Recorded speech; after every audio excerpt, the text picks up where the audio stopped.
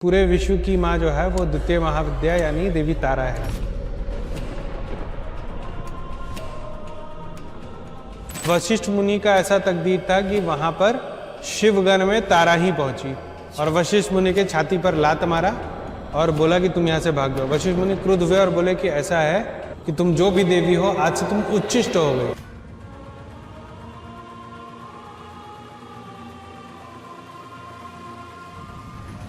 जब भगवती के विग्रह को तोड़ा गया था तो जो इस विग्रह का पद है वो आज भी वही है, जो कि त्रेता युग से है। जब तक ये विग्रह उस कुंड में था तो मृत को भी प्राण आ जाता था इसका पानी पिलाने से। कोई मर गया हो उसको अगर जल आप पिला देते इस कुंड का तो वो जीवित हो जाता था।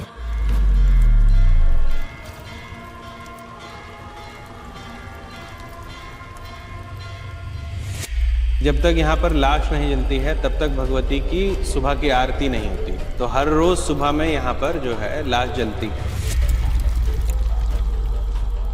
क्षेत्र है तारा का, एक्सपीरियंस तो होगा ही।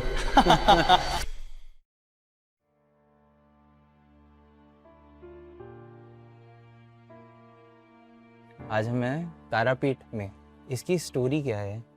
तारापीठ एक ऐसा स्थान है जहाँ पर भगवती सशरीर जो है विग्रह बनकर स्थापित है। और इसकी जो कथा है, ऐसे तो सप्त ऋषियों में एक है वशिष्ठ मुनि, उनसे है, लेकिन त्रेता युग में इनकी जो प्रामाणिकता है वो ज़्यादा पाई जाती है। तो वशिष्ठ मुनि ब्रह्मा के पुत्र हैं। तो वशिष्ठ मुनि कभी भी उन्हें माता का सुख प्राप्त नहीं हुआ क्योंकि ब्रह्मा जी ने उन्हें डायरेक्ट क्रिएट किया था। तो एक बार वशिष्ठ मुनि जो है वो ब्रह्मा जी के पास गए और बोले कि हमें माँ से मिलना है। ब्रह्मा जी ने बताया कि पूरे विश्व की माँ जो है वो द्वितीय महाविद्या यानी देवी तारा है। क्यों है? क्योंकि जब महादेव ने हलाहल पिया था ना तो वो कुछ भी कर रहे थे, उनके जो कंठ का जो पेन था वो जा नहीं रहा था। तब महामाया का उन्होंने याद किया और फिर महामाया जो है तारा के रूप में आई और उनको बाल रूप में लेकर के उनको स्तनपान कराया, दूध पिलाया। और उस दूध को पीने से फिर महादेव का जो कंठ का जो क्षुधा था, जो जलन था, वो शांत हो गया। इसी कारण से भगवती तारा जो है ना वो पूरे विश्व की माँ है, जगत जननी है। तो ब्रह्मा जी ने बोला कि क्योंकि तुम मुझसे ही उत्पन्न हुए हो तो तुम्हारी माता वही हो सकती है जो जगत की माता है। तो तारा का तुम आवाहन करो, तारा की पूजा करो, उनको देख लो तो तुम माता को देख लोगे। फिर ब्रह्मा जी ने उनको एक उपाय बताया कि कामाख्या जो गुवाहाटी में है वहां जाकर के अगर आप तारा मंत्र का जाप करेंगे तो आपको कामाख्या के दर्शन हो जाएंगे। वशिष्ठ मुनि जो है वो तारा के दर्शन के लिए कामाख्या में जप करने लगे। उस कालखंड में क्या हुआ कि जितने भी पापी थे वो कामाख्या प्रदेश में जाकर के अपने पापों से मुक्त हो जाते थे। तो पूरा जीवन पाप किया और अंत में कामाख्या में जाकर के जाप किया और फिर स्वर्गलोक को प्राप्त हो गए। अच्छा। तो यमराज इससे बड़े रुष्ट हुए और वो चला गया महादेव के पास रिजाइन करने के लिए कि मुझे नहीं अब करना ये काम, क्योंकि सब स्वर्ग में जा रहे हैं। महादेव ने जब पूरी बात को सुना तो अपने गणों को भेजा कामाख्या, कामरूप प्रदेश, और बोला जो भी वहां पर साधना करे सबको भगाओ ताकि कोई पाप नहीं काट सके। अब वशिष्ठ मुनि का ऐसा तकदीर था कि वहां पर शिवगण में तारा ही पहुंची और वशिष्ठ मुनि के छाती पर लात मारा और बोला कि तुम यहाँ से भाग जाओ। वशिष्ठ मुनि क्रुद्ध हुए और बोले कि ऐसा है कि तुम जो भी देवी हो आज से तुम उच्चिष्ट हो गई। उच्चिष्ट का मतलब होता है इम्प्योर। इम्प्योर मतलब जो वैष्णव ना रहे। अच्छा, ठीक है ना? ओके। और बोला कि तुम्हारे जो साधक होंगे वो भी आज से उच्चिष्ट होंगे, मतलब जो पंचमकार वाले साधक होते हैं। वशिष्ठ मुनि वहां से चले गए। वशिष्ठ मुनि ने उसके बाद भी तारा की साधना करते रहे लेकिन कभी उनको तारा मिली नहीं। तो फिर वशिष्ठ मुनि चले गए वैकुंठ लोग। वहां नारायण को बोला कि हमने बहुत दिन तारा का साधना किया, तारा हमें नहीं दिख रही है। तब नारायण ने उन्हें बोध कराया कि तुमने जिसे श्राप दिया था कामाख्या प्रदेश में, कामरूप प्रदेश में, वही तारा थी। अब तारा उच्चिष्ट हो गई है तो जो सात्विक साधना उसे तारा की प्राप्ति नहीं हो सकती। नारायण ने उन्हें फिर पंचमकार का ज्ञान दिया। कि पंचमकार मतलब मसान, मदिरा, मुद्रा, मैथुन और मांस, इनसे जो है किस तरीके से तंत्र करके आप भगवती साधना कर सकते हैं। और उन्हें बताया कि जो 12 ज्योतिर्लिंग में एक ज्योतिर्लिंग है बैद्यनाथ धाम, उससे कुछ दूरी पे एक स्थान है चंडीपुर, जहां हम लोग अभी बैठे हैं। इस चंडीपुर में नदी के किनारे अगर आप भगवती का साधना करेंगे, जो मसान है, तो आपको तारा की प्राप्ति हो जाएगी। तो वशिष्ठ मुनि इसी श्मशान में बैठ करके उन्होंने तारा की साधना की, पंचमुंडी आसन पर बैठ के, और चंडीपुर में तारा का आह्वान किया। तारा यहाँ पर सशरीर प्रकट हुई और वशिष्ठ मुनि उन्हें देख नहीं पाए। क्यों नहीं देख पाए? क्योंकि वो माँ के रूप में उनको देखते थे, सिर्फ चरण देखे। अच्छा। और उसके बाद क्या हुआ कि भगवती जब अंतर्ध्यान होने लगी तो उन्होंने बोला तुम यहीं स्थापित हो जाओ। तो अभी जो हम लोगों ने एक विग्रह देखा, हाँ जी, वो त्रेता युग में वशिष्ठ मुनि की साधना से उत्पन्न हुआ विग्रह है। और तारा यहाँ पर सशरीर वैसे ही स्थापित हो गई मातृ स्वरूप में, जैसा वशिष्ठ मुनि ने देखा था। उसके बाद क्योंकि वशिष्ठ मुनि ने देखा नहीं था, आगे का ये कहानी है, ये ऐसा बोला जाता है कि फिर वो बंग प्रदेश में वो फिर आए बामा खेपा के रूप में, और बामा खेपा फिर यहाँ आए और भगवती की सेवा की, और उन्होंने पूरा ऊपर से नीचे भगवती को माँ के स्वरूप में देखा। वही बामा खेपा का स्थापित किया हुआ, वही वशिष्ठ मुनि का स्थापित किया हुआ ये ऐसा स्थान है जहाँ पर भगवती 10 महाविद्या सशरीर खड़ी है आज भी। और जो हम विग्रह देखते हैं वो भगवती का ही विग्रह है। हमने 2 विग्रह देखा। एक विग्रह हमने देखा जो कि भगवती का एक चांदी या पीतल का बना हुआ साँचा है, जो भगवती का ध्यान के लिए एक भगवती का एक रूप हम सोचते हैं। उसके अंदर में जो मूर्ति है वो अभी भी वही है जो कि त्रेता युग से है। वाह। बीच की ये कहानी है कि एक बार किसी राजा ने इस विग्रह को खंडित करके यहाँ पीछे में एक कुंड है उसमें डाल दिया था, इसीलिए इसको अमृत कुंड कहते हैं। जब तक ये विग्रह उस कुंड में था तो मृत को भी प्राण आ जाता था इसका पानी पिलाने से। कोई मर गया हो उसको अगर जल आप पिला देते इस कुंड का तो वो जीवित हो जाता था। फिर यहाँ से निकाल करके इस विग्रह को इधर जो पश्चिम की तरफ है मंदिर में वहां स्थापित किया गया, और बाद में फिर ये मुख्य मंदिर बना, यहाँ पर भगवती को स्थापित किया गया। आज भी तारा का जब पश्चिम में की तरफ मुख करके पूजा किया जाता है तो इनका जो मंत्र है वो लक्ष्मी का हो जाता है। अच्छा। और जो तारा है वो लक्ष्मी दायिनी हो जाती है, मतलब वो लक्ष्मी का स्वरूप हो जाती है। अच्छा। जब दक्षिण मार्गी होती है हाँ तो जी। तंत्र स्वरूपा और नील सरस्वती का मुख हो जाती है। माँ तारा का पूजा का अनंत फल होता है जिसमें धन एक है। पश्चिम मुखी होकर के अगर माँ तारा का हमने साधना कर लिया तो वो बहुत धन देगी। और अगर हम नॉर्थ की तरफ देख रहे हैं, भगवती दक्षिण की तरफ देख रही है, तो वो हमें इमेंस पावर और अथॉरिटी देती है, पॉपुलैरिटी भी साथ में। अच्छा, इसमें एक और है, कल हम जब मसान जाएंगे तो वहाँ पर भगवती का पद है। जब भगवती के विग्रह को तोड़ा गया था तो जो इस विग्रह का पद है वो आज भी वहीं है, शमशान में। शमशान में। वहां पे भी बलि होती है और वहीं पर पंचमुंडी आसन है जहां पर मूलभूत रूप से वशिष्ठ मुनि और बामा खेपा ने भगवती को देखा था। इधर ही देखा था शमशान में? यहाँ पर, यहाँ से थोड़ी दूरी पर ये स्थान है जहाँ भगवती का विग्रह स्थापित है, और यहाँ पे प्राण प्रतिष्ठा देके भगवती को रखा गया है।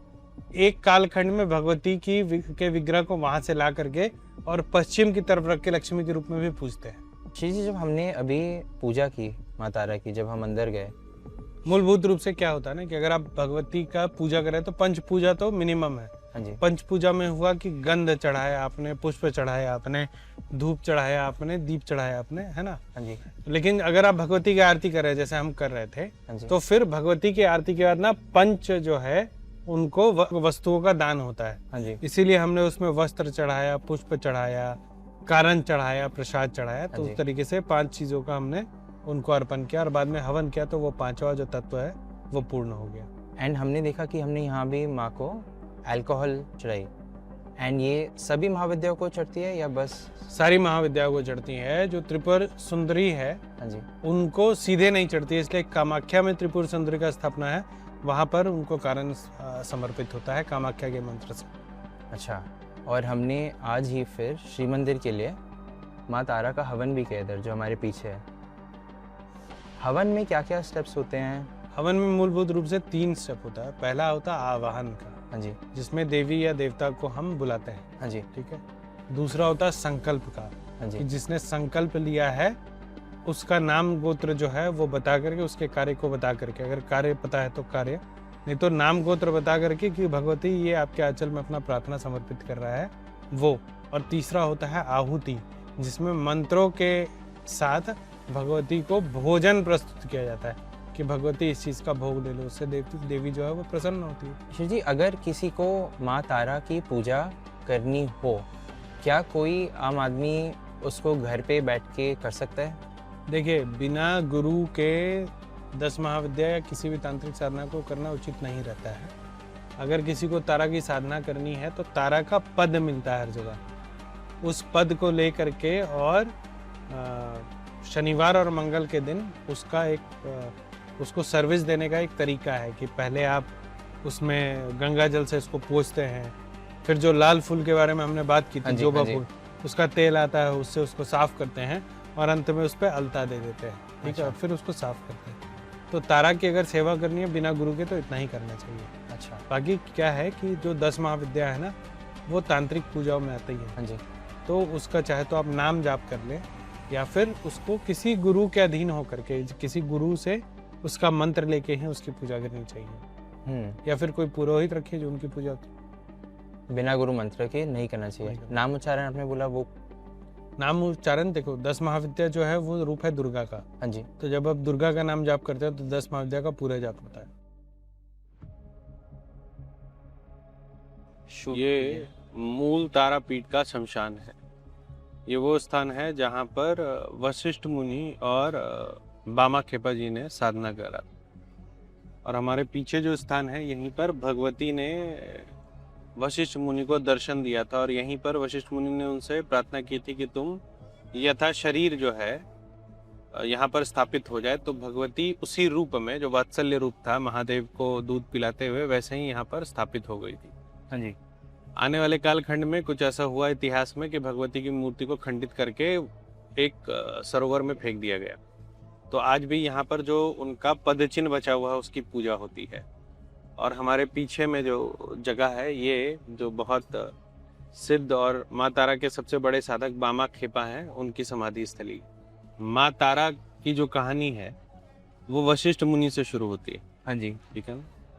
तो वशिष्ठ मुनि, ये जो स्थान है इसको पहले चंडीपुर कहा जाता था और यहाँ चंडी की पूजा होती थी। अच्छा। नारायण के कहने पर, नारायण भगवान के कहने पर यहाँ पर वशिष्ठ मुनि आए और एक पंचमुंडी आसन बनाया। पंचमुंडी आसन का मतलब होता है कि 5 मुंडों से उस आसन का निर्माण होता है जो अलग अलग जीव के होते हैं। और उसके बाद एक विशेष माला होती है जिसको कहते हैं महाशंख माला। अच्छा। तो सुन के लगता है कि ये शंख माला होगी, शंखों की माला होगी। नहीं, वो ह्यूमन बोन्स का अलग अलग प्रिस्क्राइब बोन्स है शास्त्रों में। अच्छा। उसको जोड़ करके एक माला बनती है। और तब जब पंचमुंडी आसन पर बैठ करके साधक साधना करता है तो उसी समय जो है भगवती का, मतलब वो साधना पूर्ण करके उनको दर्शन हो सकता है। तो ये दो प्री रिक्विजिट होता है। जो पंचमुंडी आसन है वो इस शमशान में स्थापित है। ठीक है। अच्छा। इस शमशान की एक और बहुत बड़ी खासियत है कि कहा जाता है कि जब तक, कहा नहीं जाता, ये है कि जब तक यहाँ पर लाश नहीं जलती है तब तक भगवती की सुबह की आरती नहीं होती है। अच्छा। तो हर रोज सुबह में यहाँ पर जो है लाश जलती है ना। और ये अनंत काल से होता आया है। वशिष्ठ मुनि ने जब भगवती का आवाहन किया तो माँ के स्वरूप में उनको मान लिया और कभी भगवती का मुख का दर्शन नहीं किया, पैर के ऊपर देखा ही नहीं था। तो फिर उनको ये मन में एक रह गया था कि मैं फिर से अवतरित हूँ और भगवती को पूर्ण रूप से देखूं।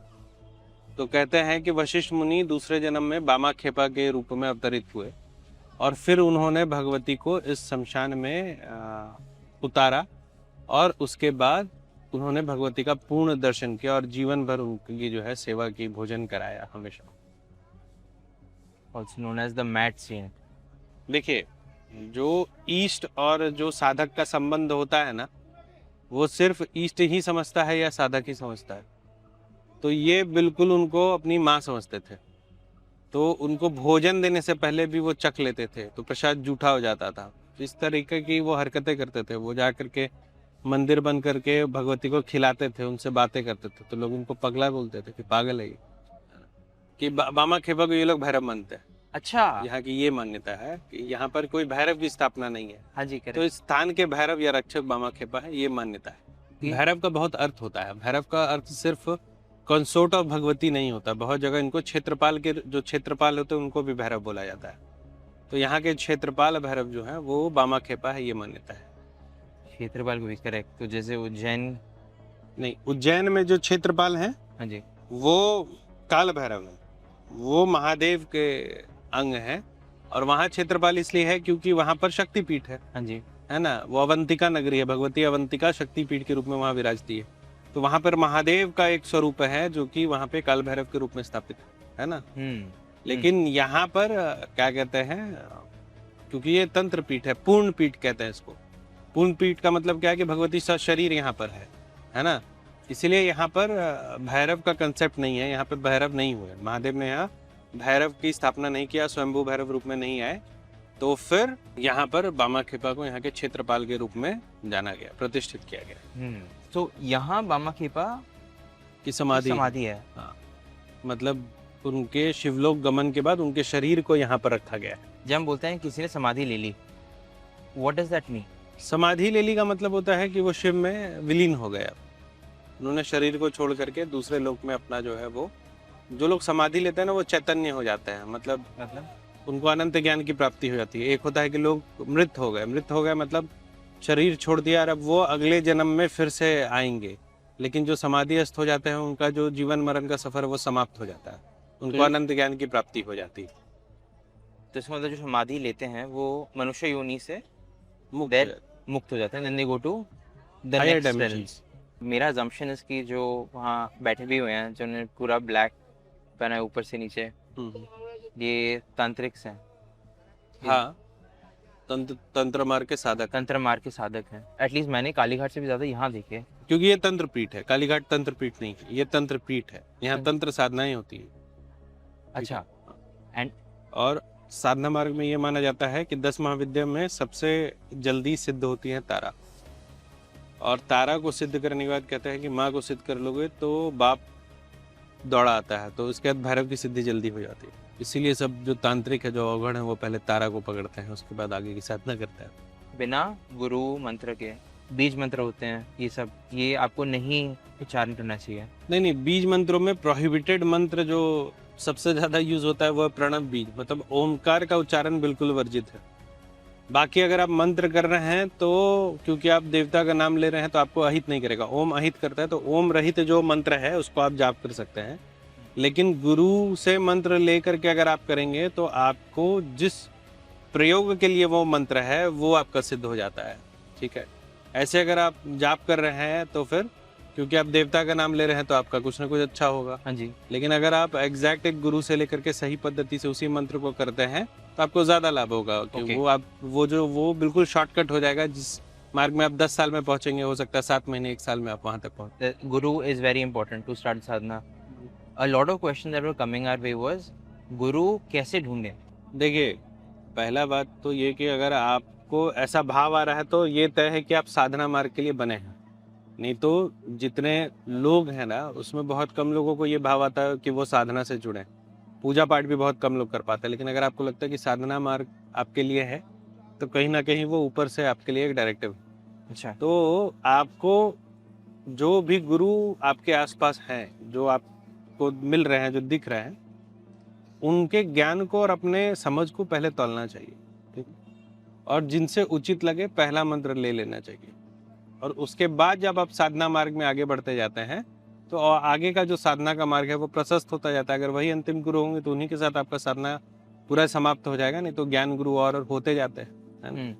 तो गुरु पहला जो मिले और जो आपको सही लगे वहां से शुरू करना चाहिए। In today's day and age इतने लोग अपने आप को गुरु बोलते हैं इंटरनेट पे। देयर आर तो सो मेनी। गुरु का क्या है ना कि अगर 4 मंत्र कोई जान ले तो वो गुरु नहीं हो जाता। गुरु हमेशा ना एक परंपरा का होता है। ठीक है ना। तो आप किसी के पास जब जाते हैं तो उनसे ये पूछना चाहिए आपका गुरु मंत्र किस गुरु परंपरा से आता है। जैसे हम बताते हैं कि अगर हमसे आप तंत्र वाम मार्ग का सीखेंगे तो हम आपको नाथ संप्रदाय के हिसाब से सिखाएंगे और हम आपको 5 से 10 जनरेशन अपना बता सकते हैं हमारे गुरु से ऊपर कौन था और किस पंथ से वो लोग थे। हम तो गृहस्थ, हमारा कोई पंथ नहीं होता है, लेकिन जो हमारे गुरु थे उनका एक पंथ था। तो उस पंथ व्यवस्था को जानना चाहिए। कोई भी ऐसा व्यक्ति जो बोले कि मुझे देवता ने सपना दे दिया इसलिए हम गुरु हो गए या फिर हम खुद से गुरु हो गए, उनको गुरु नहीं माना जाता है। 2 तरह के होते हैं। एक तो पारिवारिक तंत्र होता है जो परिवार से चला आ रहा है, तो ऐसे गुरु हो सकते हैं, या फिर ऐसे गुरु होते हैं जो किसी पंथ परंपरा से आते हैं। इसके अलावा जो स्वयंभू गुरु होते हैं जिनका कोई गुरु नहीं होता उसको गुरु नहीं मान सकता। हाँ जी। स्वयंभू कहना गलत है, हाँ। तो जिसका कोई गुरु नहीं है उसको निगुरा कहते हैं। निगुरा। There is no absolute truth, first let us understand this, and when it comes to knowledge, ये बात परफेक्टली आपको समझनी होगी हाँ जी। कि there is no absolute truth.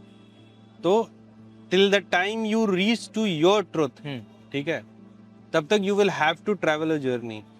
और ये जर्नी जो होती है ना, ये वही जर्नी है जो आप कर्म के हिसाब से, जब आप गलत और सही में चयन कर पाते हैं, तो उस गलत सही के चयन में ऑफ कोर्स आप जो गलत ज्ञान है उस तक भी जाएंगे, वो भटकाव भी होगा, लेकिन वही भटकाव आपको फिर सही रास्ते पे लेके जाता है। तो ये बहुत विचलित होने वाला विषय नहीं है। अच्छा। अगर गलत ज्ञान भी मिल रहा है तो पहले समझिए, उसको क्वेश्चन कीजिए, नहीं समझ में आगे बढ़िए, वही आपको दूसरा स्टेप तक ले जाएगा जो कि सही ज्ञान का होगा।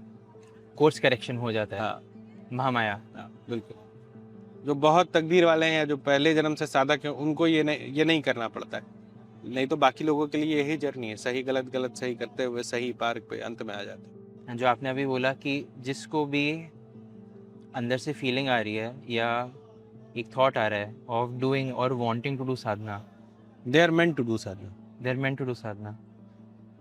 एंड जो मेरी अंडरस्टैंडिंग ऑफ ह्यूमन रीबर्थ्स या कार्मा का जो है कि आप it's a cycle, call it a linear line या कुछ, आपने एक पॉइंट से पॉइंट बी तक अपने कर्म निभाए हैं, then when you come to your second life, वहीं से देन इट स्टार्ट्स। तो does it karma means what you have learn in this life, उसके आगे का आप अगले जीवन में आप लर्न करेंगे। उसमें कहीं भी ये बात नहीं है कि आपने सही किया तो अगले जन्म में गलत करेंगे, आपने जन्म में गलत किया तो अगले जन्म में सही करेंगे। वो जो चाइनीज फिलॉसफी है यिंग यांग, यही कर्मा है। अच्छा कि आपने गलत किया है तो आप सही भी सीखेंगे, आपने सही भी किया है तो आपको गलत सीखना है। आपको सीखना है, आपको एक्सेप्ट करना है कि जो गलत है जो सही है, जो गंदा है जो साफ है, जो स्वादिष्ट है जो बेस्वाद है, सब महादेव का बनाया हुआ है। जब आप में ये एक चेतना जागृत हो जाती है कि सब महादेव का, तब फिर आप मुक्त हो जाते हैं। जिनको इस लाइफ में अगर अंदर से फीलिंग आ रही है या they want to pursue sadhana, is it fair to say कि in their past life they have explored this path, और maybe this is their first life, their explore, they have to explore this, क्योंकि अब कुछ जीवन बाद जो है उनका काल खत्म हो रहा है। ये भी हो सकता है, जरूरी नहीं है कि वो पूर्ण जन्म के साथ हो। जो पूर्ण जन्म के साधक होता है ना, उनको बहुत ज्यादा इंट्यूशन, बहुत ज्यादा साइंस मिलता है। But if there is somebody who is very clueless and he thinks that he should do sadhana, तो फिर वैसे लोग अब उनका कर्म जो है वो समाप्त होने वाला है। पूर्ण कर्म को उनको नहीं काटना है, और साधना मार्ग से जो है उनके कर्म जो है कटने शुरू हो जाएंगे। साधना करने से basically you jump classes, like you have learnings no with every karma, so you jump those classes, you do less karma and learn more. ये है साधना का मेन प्रयोग। आप बोल लो नॉन बिलीवर या बिलीवर, उनकी जर्नी हैपेंस फर्स्ट, इंटरेस्ट आता है about learning something, then they will learn, then they will go deeper deeper deeper into stories. Effectively Sanatan Dharma का ब्यूटी जो मुझे I felt was it comes down to the fact कि you will have to experience it to actually know whether it is true or not. That interest and that experience also comes from the karmic path. When it is going to end, वरना आम लोगों को ये साधना जो है that never interest, वो experience they will never understand. हाँ, There are people who will say साधना नहीं होता, देवता नहीं होता, because अभी उनको रगड़ना है, अभी उनका लाइफ चलना है, वैसे वो घसते रहेंगे, they will not get enlightened. A person who comes to understand कि this is the marg, they are the person who are now on highway to mukti. हम तारापीठ मंदिर से निकले होंगे 1 बजे रात के। कल हमने जैसे शूट रैप अप किया मंदिर के सामने, बहुत ही डिफरेंट एनर्जी हमने फील की। हम सब ने इधर जो भी बैठे हुए हैं, हम सब बैठ के वही बात कर रहे थे। It was a very different experience. क्षेत्र है तारा का, एक्सपीरियंस तो होगा ही। किसी भी जो शक्तिपीठ तंत्र पीठ में क्या होता है, लोग सोचते हैं सिर्फ मंदिर तक वो है, क्या कहते हैं, उनका क्षेत्र होता है, लेकिन ना 12 कोस 18 कोस ऐसे शक्तियों का क्षेत्र होता है। तो उस क्षेत्र में आप कहीं भी बैठ करके उनकी पूजा करेंगे ना, तो आप उस शक्ति को उतना ही एड्रेस से महसूस कर पाएंगे जितना कि उस विग्रह के सामने करता है। तो खैर ये तो बिल्कुल जागृत क्षेत्र है, जागृत तंत्र क्षेत्र है। यहाँ पे महामाया बिल्कुल नाचती है। कल रात को आपने एक जगह बताई थी इधर पीछे, तारापीठ के पीछे एक अमृत कुंड है। जब यहाँ पर वशिष्ठ मुनि ने चंडीपुर में तारा को स्थापित किया, इसके बाद बहुत सारा ऐसा कालखंड आया जिसमें कि यहाँ पर तारा का पूजा होना बंद हो गया। अच्छा। वो चाहे मुगल इन्वेजन्स हो या फिर एम्पायर जो चेंज हुए, तो तारा का पूजा बहुत बार विलुप्त हुआ और हर बार भगवती ने किसी न किसी को भेजा अपने अस्तित्व को यहाँ दिखाने के लिए। वैसे ही एक कथा है कि ये जो बगल में दारुका नदी है, पहले ये बिजनेस रूट हुआ करता था। तो एक बार एक जो व्यापारी था वो अपने सुपुत्र के साथ इस नदी से कहीं व्यापार करने जा रहा था। जब यहाँ चंडीपुर रुका वो, तो उसने देखा कि कुछ साधक यहाँ पर बैठे हुए हैं, तो उसने बोला कि रात्रि विश्राम यही करेंगे। और उस समय ऐसा हुआ कि जो उसका बेटा था उसको सांप ने डस लिया। अच्छा। तो सांप ने जब डसा तो वो बहुत दुखी हो गया। तब किसी ने उसको बताया कि यहाँ एक अमृत कुंड है, उसका जल अगर आप पिला देंगे तो ये जो बच्चा है ये फिर से जीवित हो जाएगा। एक घटनाक्रम भी उस समय हुआ कि कोई मृत व्यक्ति वहां पर, एक मृत जीव वहां पर जीवित हो गया। अच्छा। तो ये व्यापारी जा करके उस अमृत कुंड में अपने सुपुत्र को ले गया और उसको जल पिलाया और वो फिर से जीवित हो गया। तो उस व्यापारी को बहुत आश्चर्य लगा कि ये कैसे हो गया। तब उसको पता चला कि ये जो काल का जो चक्र चला उसमें किसी ने भगवती तारा के विग्रह को तोड़ करके और उस कुंड में डाल दिया है।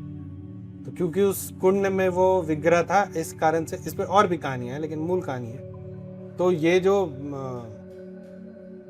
कुंड है उसमें भगवती तारा का मूल विग्रह है और उसके रहने के चलते ही ये जो पूरा कुंड है वो अमृतमय हो गया। उसके बाद भगवती ने उसको स्वप्न दिया, उसने उसको निकाला उस विग्रह को और उसके स्थापित किया। अब जब भगवती की आप पूजा करते हैं ना, और खास करके व्यापार वर्ग में जब पूजा करेंगे लोग, तो भगवती को पश्चिम की ओर रखते हैं। पश्चिम की ओर भगवती रहेगी और हमारा मुख पश्चिम की ओर रहेगा। तो पश्चिम मुखी जब भगवती की पूजा करते हैं तो उससे बहुत धन का आपको लाभ होता है। वो लक्ष्मी स्वरूपा होती है। आप किसी भी देवी का अगर पश्चिम मुख होकर के पूजा करते हैं तो वो आपको धन देती है। तो क्योंकि वो व्यापारी था, उसने भगवती तारा को पश्चिम मुखी रखा, मतलब पश्चिम की तरफ स्थापित किया। और जब आप पूजा करेंगे तो आप पश्चिम की तरफ देखते हुए भगवती की पूजा करेंगे। तो भगवती वहां पर लक्ष्मी स्वरूपा हो गई और बहुत दिन भगवती की जो पूजा हुई वो लक्ष्मी स्वरूप में ही वहां पर हुई। बाद में उनको अभी जो हम गर्भगृह देखते हैं वहां पर स्थापना हुई। भगवती जब भी गर्भगृह से निकलती है या फिर जो दूसरा विग्रह है भगवती का पुराना वाला, वो भी जहाँ पे रखा हुआ है, तो उनकी पूजा लक्ष्मी के मंत्रों से होती है, तारा के मंत्रों से नहीं होती है। मतलब इतना भगवती तारा और भगवती लक्ष्मी में समझ है। वाह। तो व्यापारिक दृष्टिकोण से, धन लाभ के दृष्टिकोण से भगवती की साधना बहुत उत्तम मानी जाती है। इसलिए हमने देखा था कि बहुत सारे politicians specifically and lot of actors and actresses वो माँ तारा की पूजा करते हैं। मूलभूत रूप से यह है कि तारा पीठ जो है वो तंत्र पीठ है और तांत्रिकों की देवी है भगवती तारा। ठीक है, सबसे जल्दी प्रसन्न होने वाली भगवती है 10 महाविद्या में तारा। मातृ स्वरूपा है तारा, तो जो मांगता है बच्चा दे देती है। अब जब आप तांत्रिक देवी की बात करते हैं तो एक तांत्रिक मूलभूत रूप से जो सटकर्म होता है ना, उसके लिए ही तांत्रिक सिद्धियां करते हैं। तो उसमें मारन, मोहन, उच्चाटन, विद्वेषण, ये सब शक्तियां होती हैं। ठीक है, एक राजनेता हो या फिर जो भी व्यक्ति जिसको पॉपुलर होना है या फिर जिसको पावर चाहिए या जिसको पैसा चाहिए, उसको यही जो सटकर्म है, थे कर्म है, इससे लाभ होता है। इसीलिए सब जो है तांत्रिक पीठों में होता है। तो चाहे तो एक बहुत पॉपुलर सेलिब्रिटी है तो उनको मोहिनी चाहिए, आकर्षण चाहिए, ठीक है, या फिर सुरक्षा चाहिए, या फिर जो शत्रु है उसका दमन चाहिए। ये सारी चीजें जो है तांत्रिक कर्म सटकर्म में होते हैं। इसीलिए सब तांत्रिक पीठ तारापीठ आता है। हाँ, तारापीठ के अलावा भी और कोई तांत्रिक पीठ है?